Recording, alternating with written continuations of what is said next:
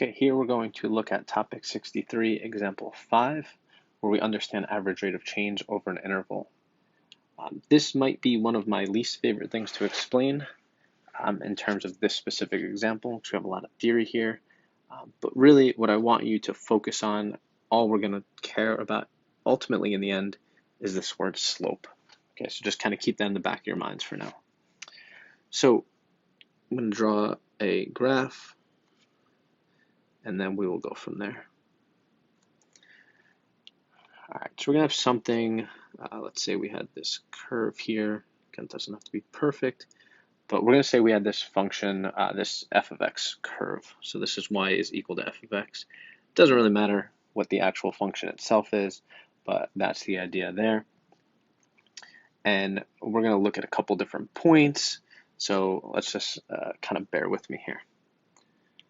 So it's gonna be lots of colors. This is all theory. But we're going to have the point on our graph here. Let's call this A. And let's call this point up here. This is going to be B. Okay, so what is the average rate of change of a function y equals f of x over the interval a, b? So this is our interval from a to b. And then the interval starts at the value of f of a, which if we were to actually label this point here would be a, and then whatever f of a is, right? Just agree with me here. But f of a would be, after we plugged in the a value into your function, you would find the output. And then this point up here, this point would be b, and then f of b. Again, just kind of bear with me here. I know this doesn't look like the most fun thing in the world, and trust me, it's not. But ultimately, we're just trying to show how to find the average rate of change of a function. All right, next part of this. So we have the total change in the function values is f of b, so we're looking at this part right here, f of b minus f of a. And what that is that's this point here, so the distance from there, and that would be f of b minus, let me rewrite that, sorry about that. That would be f of b minus f of a. And that just represents, this starting point down here when we got from here to up here. All right, basically think of this, how high are we going? What's the increase, the vertical increase? Okay. Then we have the length of the interval b minus a. So we have this piece here. That's not what I wanted to do. We have this piece b minus a. And what that's going to be is the length of the interval. That's going to be from here to here. All right, and that piece is b minus a. All right, now what does all this tell me? We have everything labeled. I'm also going to label one more piece, and that's going to be from here to here. All right, so the average rate of change is the ratio f of b minus f of a divided by b minus a. This is the slope. All right, kind of think of this in a weird way, almost like Pythagorean's theorem, right? We have this, we have a leg here and here, and then we're looking at this hypotenuse here. All right, this is the slope, right? From that point, the two blue points I have there, we're looking at that slope. So ultimately, the average rate of change is the slope. All right, it's the same as the slope of the line between the 2 points, this point here and this point here. Don't get overwhelmed by this. It sounds complicated. It looks complicated, let's say. It does look very complicated with this a, f of a, b minus a, f of b minus f of a, all this nonsense, or not nonsense, but all this stuff kind of cluttered here. But ultimately, what you're looking for with the average rate of change is you are looking for the slope. Okay. So just keep that in mind. You're looking for the slope between whatever interval they give you. All right, the x value of a and the x value of b in this case. So let's put this into practice. The next example does take a little bit of time, but it gives you a lot of repetition to see kind of what's going on here. So the question in example B, or part B, what do the average rates of change, what do the average rates of change, that should just say change, should not be an S there, over the intervals -2, 0, 0, 3, and -2, 3 indicate about the given functions. So these are three separate functions. They have nothing to do with one another. We're going to break them down one at a time. So the first interval, and we're going to look at this blue one here, f of x equals 1. We want the interval of -2 to 0. Now be careful here. That -2 to 0 is looking from here to here. All right, -2 to 0. That is not a coordinate point. All right, -2, 0, that's the interval. They're not telling you this coordinate point here. Right, this is an interval, so do be very careful with that. So from -2 to 0, we then want to pick the 2 points. All right, we have this point -2, -1, and this point 0, 1. All right, that's on our line, this blue line. Let's say that this goes forever. So we want to find, again, going back to the example, the slope between those 2 points. So we're going to do y minus y, which would be 1 minus 1, over x minus x, which would be 0, minus -2. So 1 minus 1 would be 0, 0 minus -2 is 2, so my slope there would be 0. Okay, so that's the first part. That's from the interval -2 to 0. So now we want to look at the interval from 0 to 3. And we're going to look to do the same thing. So this time, from 0 to 3, we're going from here to here. All right, we're looking again at the x values. So we have this point 0, 1 and the point 3, 1. So once again, find the slope. Y minus y, 1 minus 1, over 3 minus 0. 1 minus 1 will give us 0, 3 minus 0 is 3, so that wound up being 0. So we have a slope of 0 here. Pretty easy, pretty straightforward. Hopefully you're kind of getting that. And then the third interval they want to know about is from -2 to 3. So that's going to be from -2 to 3, this whole piece here. So we have this point and this point. So 1 minus 1 again, over 3 minus -2. Hopefully at this point you're pretty familiar with finding slopes of points, so the slope would be 0. What you do want to keep in mind, you may have noticed this, but the numbers that they give you as the intervals should be in your denominator, right? Because those are your x values. So hopefully you kind of noticed that. It's a good way to check to make sure they're using the right points. All right, so what does this tell us? Well, the slope for all of them is 0, 0, and 0. It's the same. So all this tells us is that this is a constant function. So f of x is a constant function. All right, what does that mean?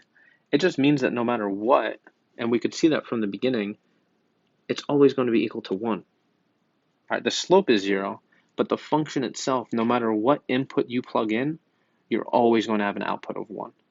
And that's why we refer to that as a constant function. And we can determine that it's constant because the slope remains at 0 the entire time. Okay, so let's do the same thing. We're looking at the same intervals, but this time for g of x. So -2 to 0.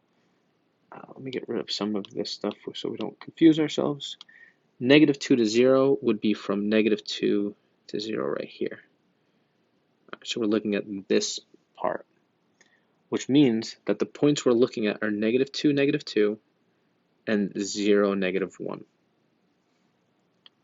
So y minus y, that would be, let's make sure we get this matched up right, -1 minus -2 over 0 minus -2. All right, make sure you go in the same order as well. I did -1 minus -2, so I need to do 0 minus -2. So this is going to give me -1 plus 2 would be a +1, so a slope of 1/2. And if I counted, looking at the graph, I'd find that same slope. All right. So next on the interval 0, 3, so we're looking at the interval from 0 to 3. So this piece here. So we want to use our x values. Sorry, we're going to keep this in red. So 0.5 minus -1 and 3 minus 0. So 0.5 minus -1, that would be 1.5 over 3, which is 1/2. Okay, so we had the same slope there. And then the interval -2, 3. Once again, just be careful with what you're looking at, what interval you're using. So we're going all the way across here. So look at every point in there. So I would be using the points -2, -2, and 3, 0.5. So that would be 0.5 minus -2 over 3 minus -2. That would give me 2.5 over 5, which again is 1/2. So my slope is the same for each of these, but the slope isn't 0. So 0 was constant, right? It was a flat line. We had no slope.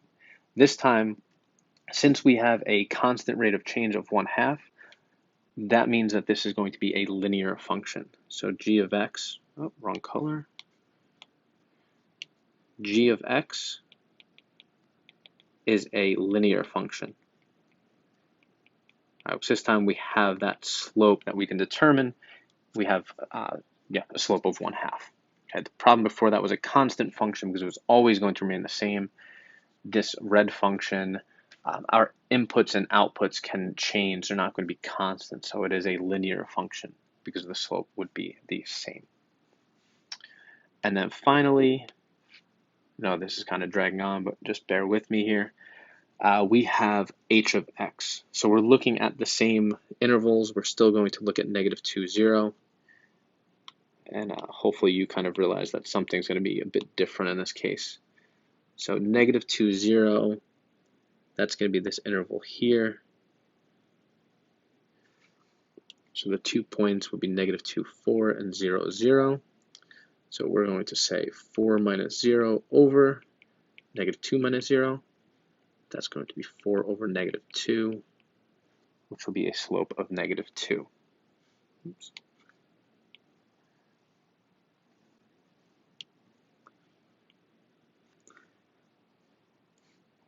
Following up on that, we're looking at what interval? 0, 3. So from 0, 3, we would be going from here all the way up to here. Let's kind of fill all this in. So our 2 points would be 3, 9, and 0, 0. That makes the math pretty easy. 9 minus 0, 3 minus 0. It's going to be 9 over 3, which is 3. So notice that the slope is different for these two intervals. So we no longer have a constant slope. So something will be different about this problem. And then my final interval is -2, 3. So that's pretty much my entire graph, right? This is from here to here. We're looking at this section in here. I'm getting a little sloppy with my shading. -2, 4, and 3, 9. So 9 minus 4 over 3 minus -2. So that would be 5 over 5, which is a 1. Okay, so let's get rid of these markings so we don't confuse ourselves later on. And what we have here is that the slope changes. We had a different slope on different sets of intervals. So what we can say about h of x, really all we can say is this just means h of x is a non-linear function.